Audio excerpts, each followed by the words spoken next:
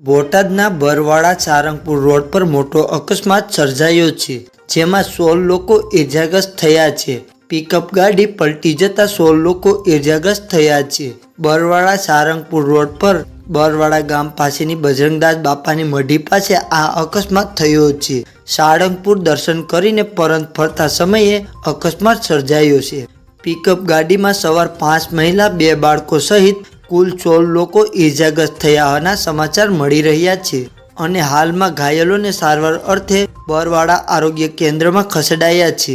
ડ્રાઈવરે સ્ટીયરિંગ પરથી કાબુ ગુમાવતા ગાડી રોડ પર પલટી ખાઈ ગઈ હતી, ત્યારે તમામ ઇજાગ્રસ્તોને 108 એમ્બ્યુલન્સ મારફતે સારવાર અર્થે બરવાળા સામૂહિક આરોગ્ય કેન્દ્ર ખાતે ખસેડ્યા છે અને જેમાં એક મહિલા અને એક બાળકને વધુ ઇજાઓ પહોંચતા બોટાદ વધુ સારવાર માટે રિફર કરવામાં આવ્યો છે। ડ્રાઈવર સહિત કુલ 16 લોકોને નાની મોટી ઇજાઓ પહોંચી છે।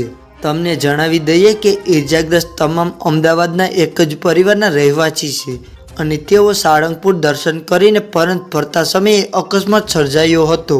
તો મિત્રો, આવા જ બીજા સમાચાર જોવા માટે અત્યારે જ અમારા વિડીયોને લાઈક કરી અને ચેનલને સબસ્ક્રાઈબ કરી દેજો।